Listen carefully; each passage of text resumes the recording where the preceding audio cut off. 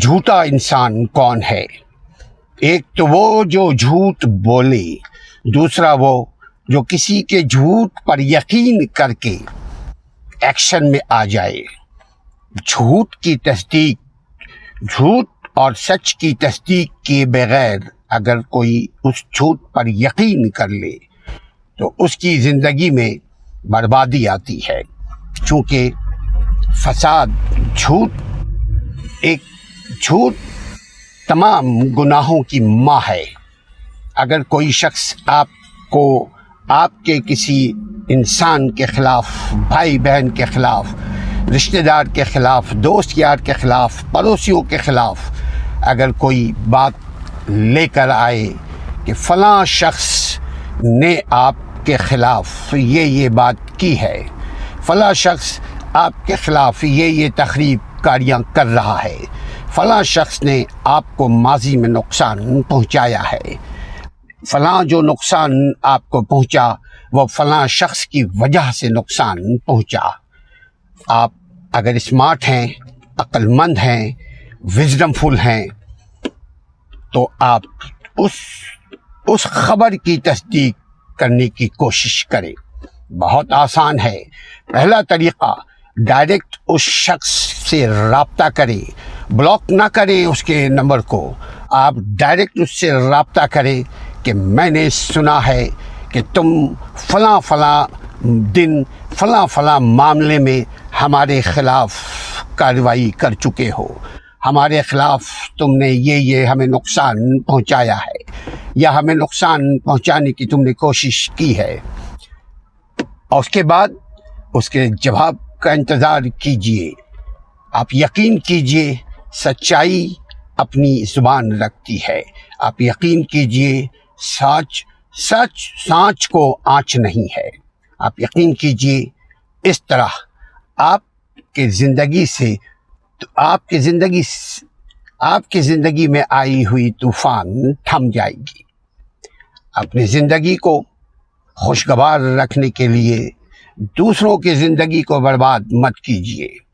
جو شخص دوسروں کے بربادی کا اعلان کرتا ہے، جو شخص دوسروں کی بدخواہی رکھتا ہے، جو شخص دوسروں کے لیے برے خیالات رکھتا ہے، آپ یقین کیجئے وہ جس نے آپ کو پیدا کیا، وہ جس نے ہمیں پیدا کیا، وہ غفور الرحیم کے ساتھ ساتھ انصاف کرنے والا بھی ہے۔ حقوق العباد میں اللہ انصاف کرے گا، چونکہ رب کو معلوم ہے کہ سچ کیا ہے، مگر انسان اگر سچ جاننا چاہے تو سچ جان سکتا ہے رب کے بتائے ہوئے اصول، قاعدہ قانون کے ذریعے۔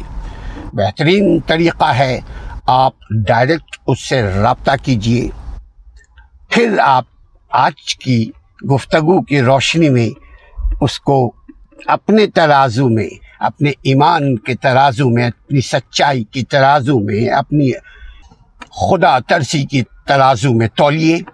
آپ دیکھیے کہ وہ شخص سچ بول رہا ہے یا جھوٹ۔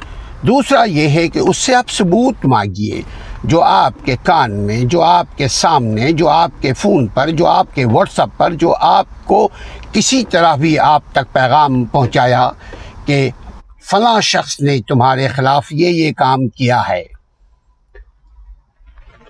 اس سے آپ بولیے کہ تمہارے پاس ریکارڈنگ بھی ہونا چاہیے، تمہارے پاس اس کا ثبوت بھی ہونا چاہیے کہ فلاں شخص میرے خلاف ہے۔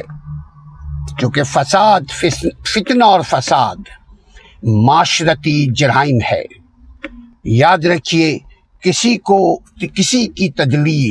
کی تذلیل کرنے سے پہلے 100 بار سوچ لیجئے کہ آپ نے کسی کے ساتھ زیادتی کی شک کے بنیاد پر، آپ نے کسی کے ساتھ ظلم کیا شبے کے بنیاد پر، آپ نے کسی کے ساتھ اتیاچار کیا غلط فہمی کی بنیاد پر۔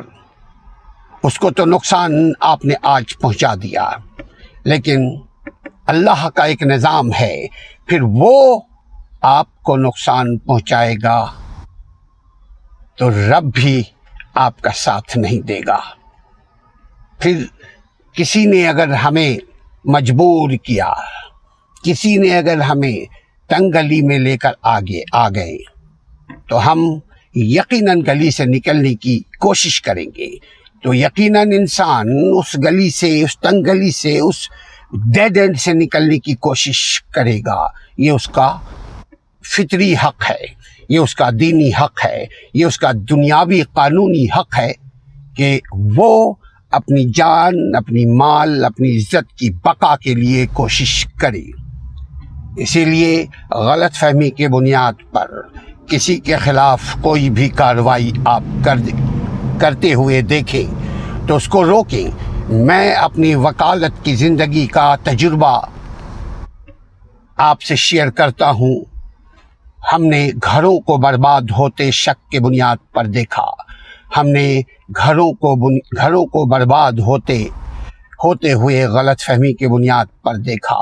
ہم نے ہمیشہ لڑکی لڑکا دونوں کو الگ الگ یا ساتھ ساتھ جیسا موقع ملا سمجھایا کہ تم اس بات کی تصدیق کر لو، اس سے پہلے کہ ایکشن لو اپنے بیوی کے خلاف، ایکشن لو اپنے بھائی کے خلاف، ایکشن لو اپنے شوہر کے خلاف، ایکشن لو اپنے رشتہ داروں کے خلاف.